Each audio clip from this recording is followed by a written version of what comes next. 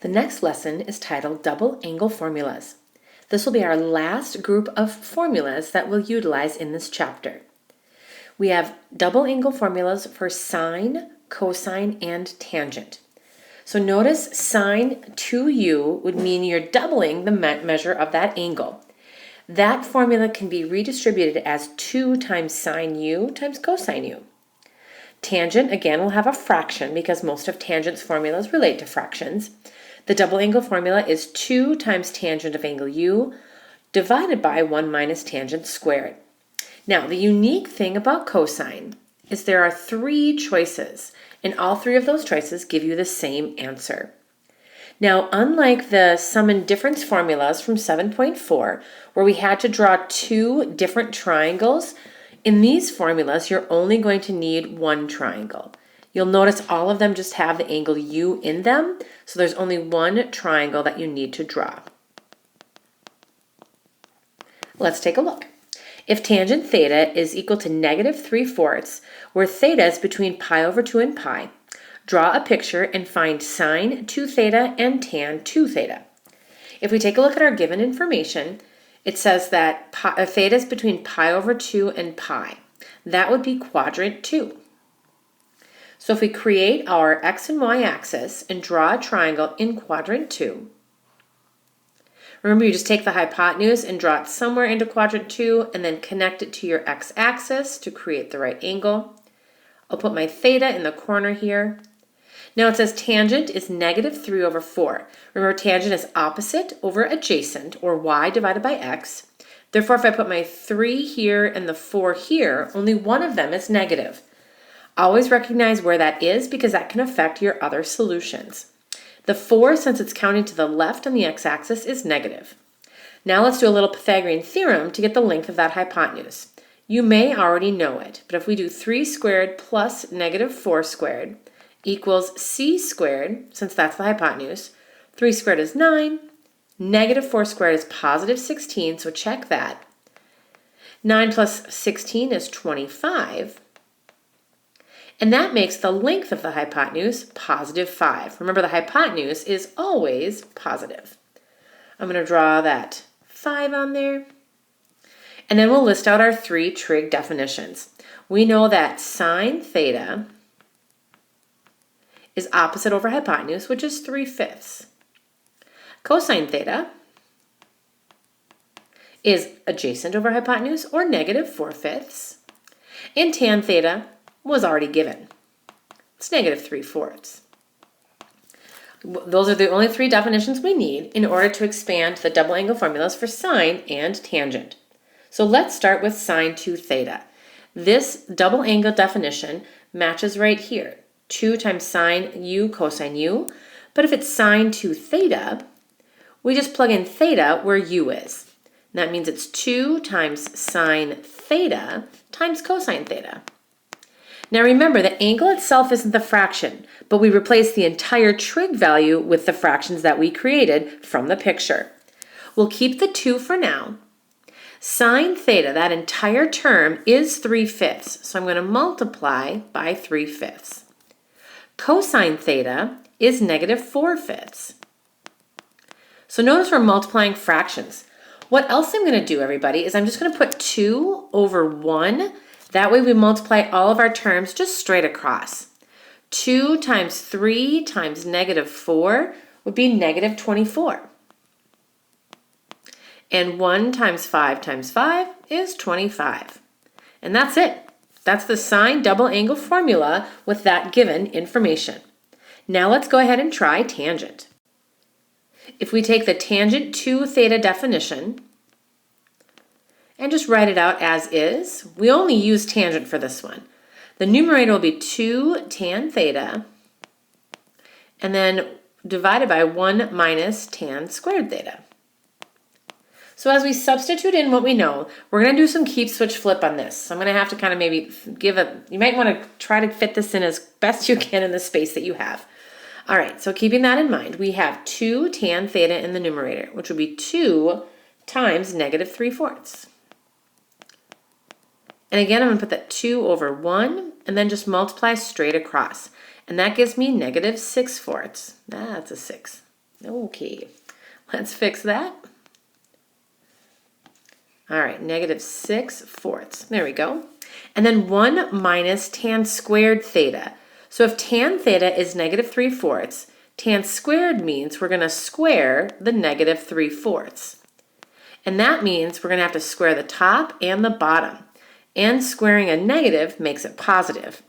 3 squared is 9, and 4 squared is 16. So it's still a subtraction problem, but the negative 3/4 squared becomes positive 9/16. I'm just going to put 1 over 1 and get a common denominator. That would be 16 and 16. So if we take 16 minus 9, slide this over, okay. We're going to keep our negative 6/4. And you can feel free to drop down to the next row if you want room. That's totally fine. But 16 minus 9 right there is 7/16. So we're almost done. When we get to this this double fraction rule right here, what I'm going to do, is I'm going to draw a random line. I'm not going to do that. We're going to get rid of that. Sorry. We're going to just go ahead and do keep, switch, flip, or multiply by the reciprocal. I'm going to keep negative 6/4 for now. I know that's not simplified, but we'll simplify it in just a moment. And then I'm going to change divide to multiply and flip that bottom fraction, 16/7. Now remember, we talked about this before break. If you can reduce anything on the numerator and denominator before you actually multiply straight across, then it's easier to simplify in the end. So I notice that 4 goes into 16 evenly 4 times, and that just becomes 1. Now notice there's a 6 and 4 in the numerator and a 1 and a 7 in the denominator. Also remember we have that negative out in front. So if we take negative 6 times 4 in the numerator, that's negative 24. And then in the denominator, 1 times 7 is 7. And that's expanding the double angle formulas for sine and tangent.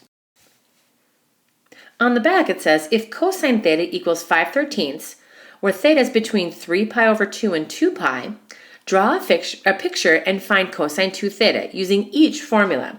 Remember, cosine had 3 different formulas on the front. But first, let's create a picture. If theta is between 3 pi over 2 and 2 pi, that means it's in quadrant 4. So if we go ahead and draw our picture over here on the right, I'm just going to draw my triangle down here with my hypotenuse connected to the x-axis. And again, we're using theta instead of u, and we'll just remember how to write that all out. Cosine theta is adjacent over hypotenuse, like so. Throw out a little Pythagorean theorem. Be careful on this one. The hypotenuse we know, so we have to do 5 squared, and then we'll do plus b squared equals 13 squared. 5 squared is 25. Keep b squared. 13 squared is 169. Move 25 over. And we get b squared equals 144. Now when we take the square root, b would equal 12. But recognize on the paper, or on your picture, on your paper, I guess, if you write that 12, you're counting down on the y-axis to get to that location. So we just have to recognize that that's going to be negative. So draw that in there. And then last but not least, let's list out our terms. Sine theta is now negative 12/13. Cosine theta is given, that was 5/13.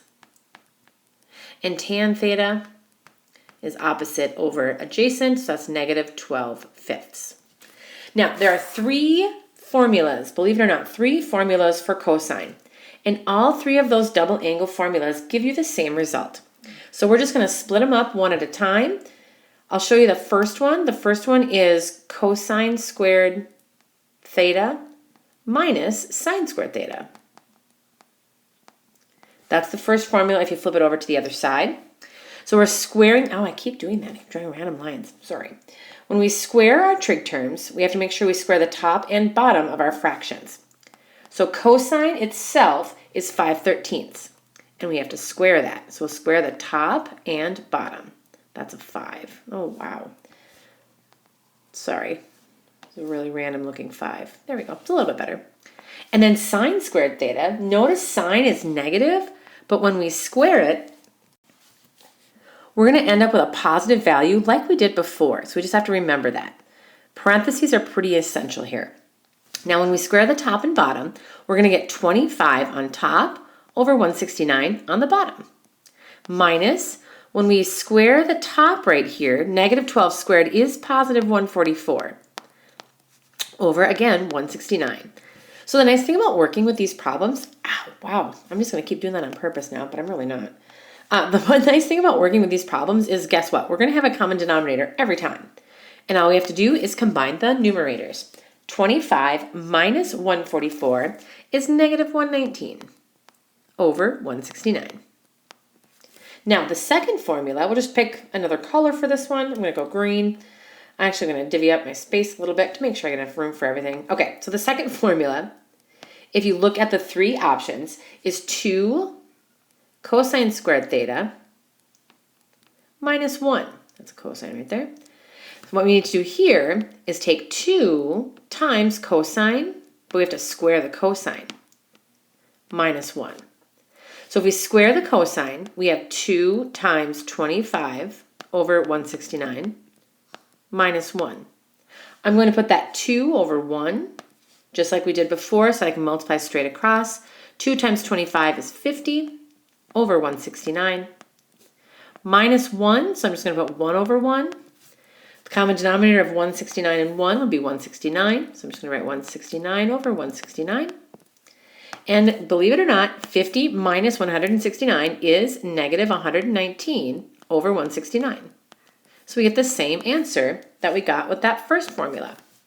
Now, when we do the last one, guess what's going to happen? The same thing. So that last version of cosine 2 theta is 1 minus 2 sine squared theta. So now if we think about order of operations, we have to put the 1 first. Remember, sine theta was negative 12/13, so we have to square that. And that gives us 1 minus 2 times 144 over 169. And if we put that 2 over 1, that's going to give us 1 minus 288 over 169. So I'm just going to put the 1 over 1, and then again we'll do 169 over 169. Sorry, it's getting a little sloppy there. So if we have 169 minus 288, yes, in fact, we do get negative 119 over 169. So I just want I want you to see this to show that you could use any one of those three formulas. If I just say find cosine 2 theta, you don't have to do all three of them. You can just pick one because all three of them give you the same end result. The last thing we're going to do in lesson 7.5 is work backwards. So these 4 formulas have already been expanded using one of the double angle models. We just have to decide, is it sine, cosine, or tangent, and how do we condense it from there? We did this back in 7.4, but it's been a while, so I wanted to give you a refresher in the video before we work on these independently. In the first example, it's cosine squared 22.5 minus sine squared 22.5. So if we think about this as our theta value, or u if you want to write it as a u, you could do that too. Cosine squared theta minus sine squared theta, we wrote that up above. This is one of our double angle formulas for cosine. So what we can do if theta is 22.5 is we can substitute that in, just like we did before. And since these two numbers are side by side, we can multiply them together. If the 2 is out in front for some reason, we wouldn't be able to do that. But when we multiply them together, we get cosine of 45 degrees. And cosine of 45 is unit circle friendly, so we can evaluate this. At 45 degrees, cosine equals square root 2 over 2. All right, let's try the next one. It has radians, but I think we'll be okay. We know how to work with radians, so let's see what happens. 2 sine pi over 8 cosine pi over 8. So whatever's written after the sine and the cosine is our theta value. This is the expanded form of 2 sine theta cosine theta. And that is the sine double angle formula. And there's only one of those. So that's the same as sine 2 theta. Again, if theta is pi over 8, we can substitute that in. Now, if we multiply together here with these two terms, we just have to recognize to put that 2 over 1 like we've been doing for most of these problems. And then that gives us sine 2 pi over 8, but the 2 and the 8 reduce to 1 over 4, which is the same as sine pi over 4. That's on the unit circle. At pi over 4, sine equals square root 2 over 2. And you can refer to your unit circle as needed for that kind of problem. All right, let's try the bottom two. I think example C is going to be pretty easy to tell what formula we're expanding. 2 times tangent 75 degrees over 1 minus tangent squared 75 degrees.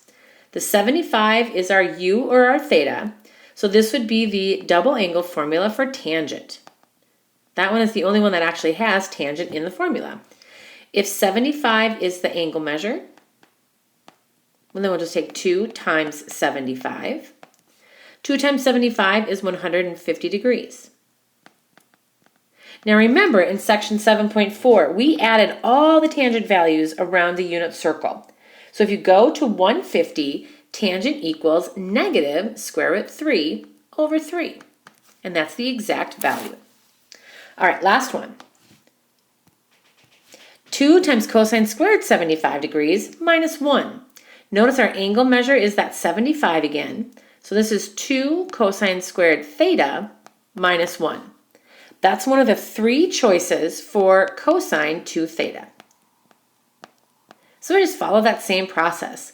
Working backwards is actually pretty easy compared to the other expanding rules and then multiplying all those fractions together. So I hope that you find these problems pretty manageable. And again, once those numbers are side by side, we can multiply them. And we go back to 150 degrees. We were just there for tangent. Let's see what happens for cosine. 150 is in quadrant 2, and we take the cosine value. That's negative square root 3 over 2. And these are the problems for, or these are the examples for lesson 7.5, all of your double angle formulas.